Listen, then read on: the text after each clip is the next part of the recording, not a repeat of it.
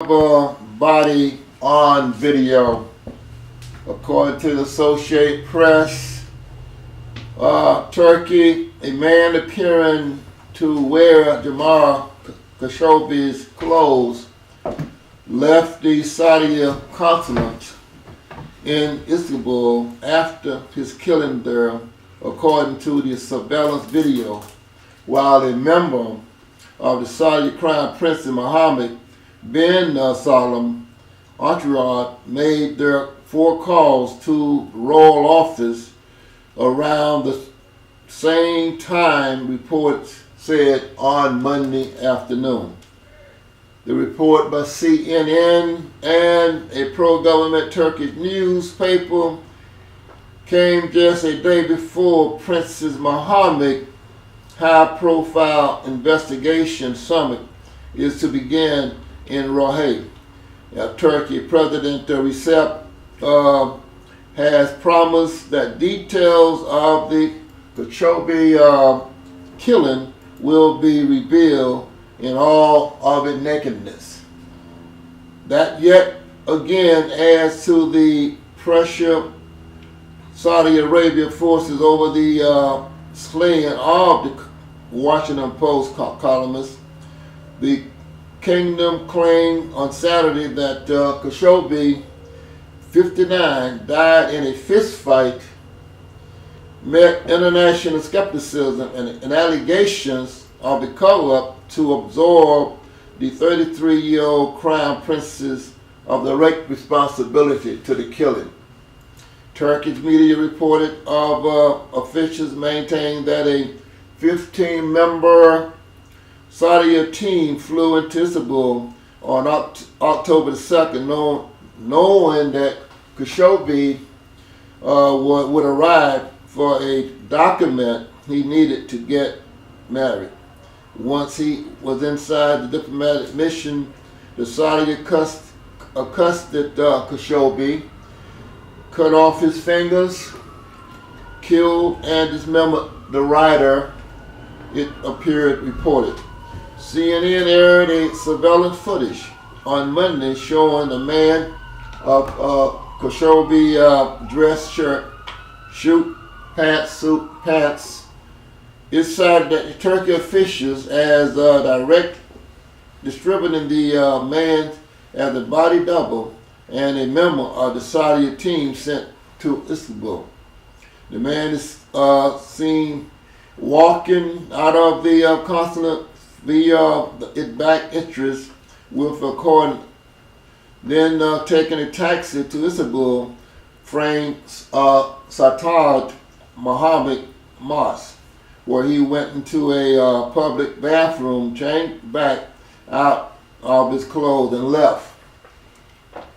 In the day after that Khashoggi vanished, Saudi officials initially said that he had left the consulate, implying premeditation as part of the Saudi team. A report by the newspaper Yani Sharpe said that Matra, a member of the Prince Mohammed entourage on trips to the United States, France, and Spain, made a call from the consulate. The newspaper said the 4 call went to Badr Assad, head of the Prince Mohammed's office. It said another call went to the United States.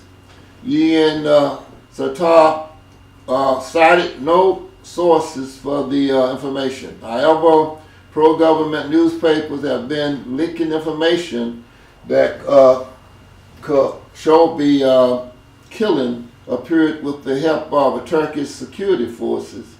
And Yeni reported last week that the Saudi officials cut off Khashoggi's fingers and then decapitated his body at the consulate as fiancé waited outside.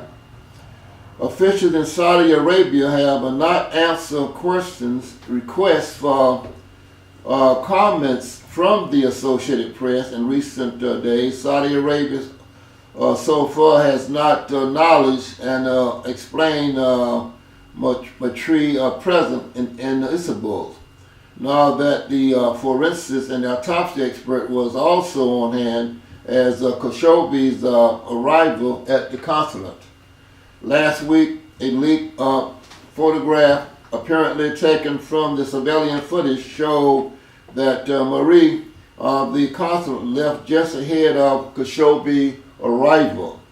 Meanwhile, the Saudi state media reported that Saudi Mohammed and King Salman made a call to Khashoggi's son, Sharpe, earlier Monday. Statement from the agency said both expressed condolence for Khashoggi's death.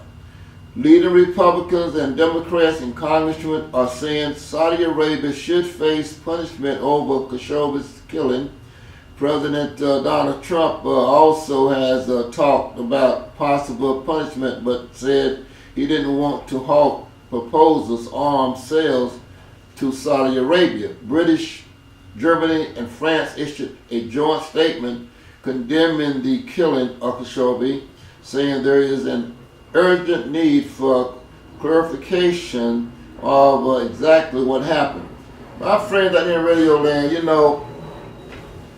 it seems to me that our governments, not only in this country here, it seems like the governments are becoming more like individuals. It seems like you expect individuals to sometimes do things that's not appropriate. You expect that sometimes from individuals. But you expect government to follow laws and regulations. You're looking at Saudi Arabia. You're looking at Turkey. And then these investigations seem to me like it's just like a cover-up. We know that he went into that consulate with he left his wife outside on the phone. And he went in for the purpose of getting a license to be married. So we know that. But what I can't understand is, when you see something on video and you try to claim that it's not what you're looking at, how can we trust government to be accountable for the things that's going on in the world today? Rafeeq, this man was killed. And the Turkish government claiming that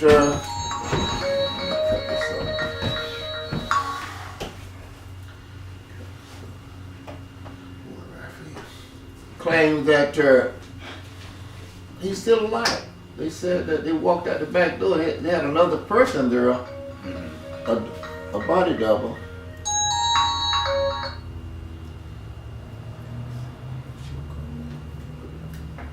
Talk to me about that, Rafeeq, right quick. Well, what do you think about that? What I see, Rev Humphrey. Get closer.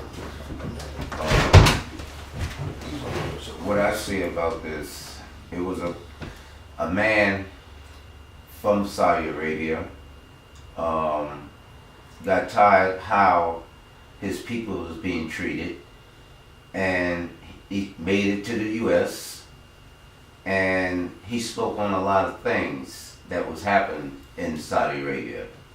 So therefore, they wanted to shut him out, and he said he owed it to his people, he owed it to God to keep writing. Saudi Arabia wanted to shut him out. Mm-hmm. So they lure him back. They try to tell him to come back before, promise him different position up high in the government, and he refused. So now he went to Turkey embassy there, where he figured, he might have been safe, but there's no way you can escape a brutal regime like Saudi Arabia. If you remind yourself, it only was the 19 hijackers that bombed the World Trade Center. It was 15 of them was Saudi Arabia. Not Afghanistan, not Iraq. You know what I'm saying?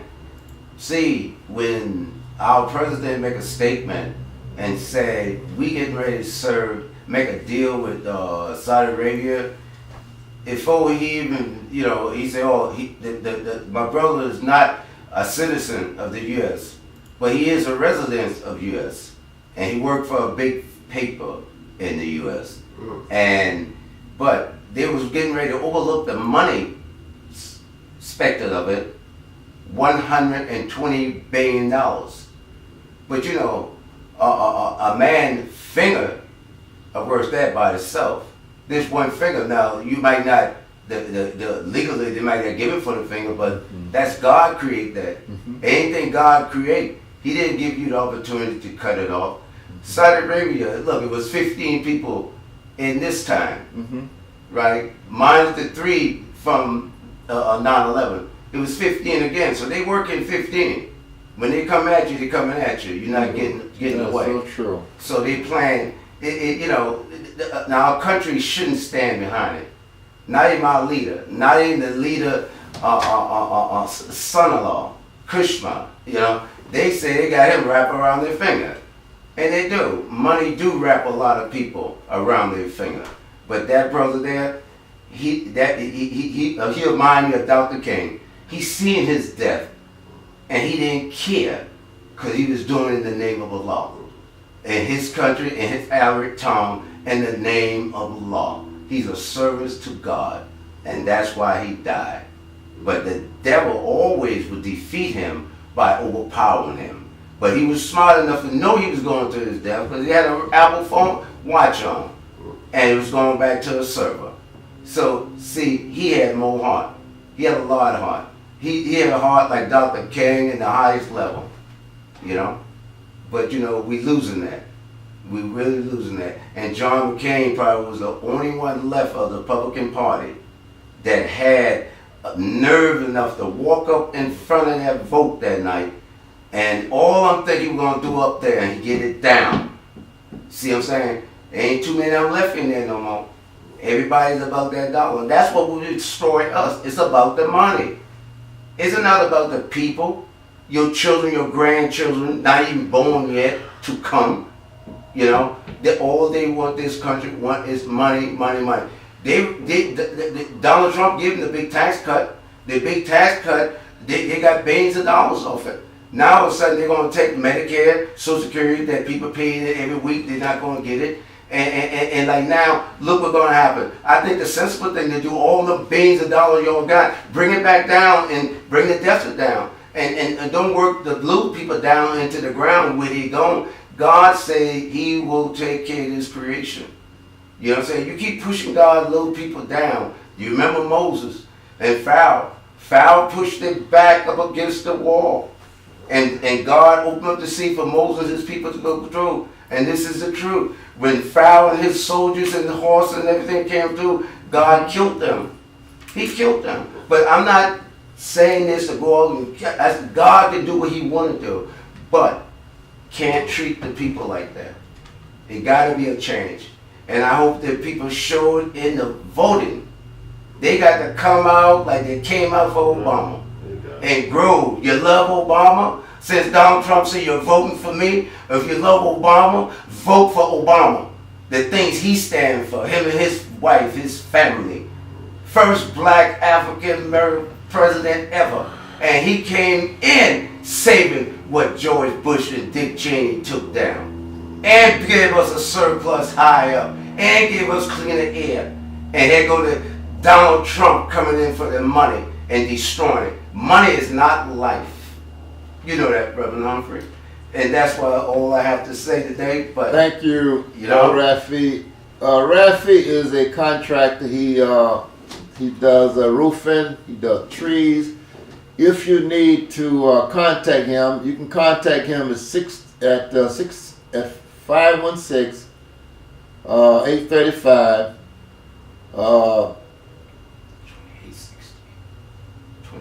2860. Repeat that again for me. 516-835-2860. I can guarantee you that Rafeeq does things at a half price, and he does it well. So, Dr. Sykes, welcome. Well, thank you, man. Welcome, Dr. Sykes. Pleasure being with you. We got started on time, yes, but we were talking about Khashoggi killing. Mm-hmm. You've been following that because I know you do. Mm. So I was just reading an article from the Associated Press where they had a double body, a video of him, and they're trying to cover it up in some way. So I just wanted you to kind of, are you been following that story at all? You know it, Rev, of course. So can you tell my audience some of your thoughts about Khashoggi death? Yes, absolutely. Well, first of all, like Rafeeq said, I mean, the Saudis seem to like the number 15 because you had the 15 of the 9/11 hijackers were Saudi, and now we have the number 15 comes up again in this case. But I think the real question is yes, it's a terrible thing. Yes, you had a Washington Post reporter.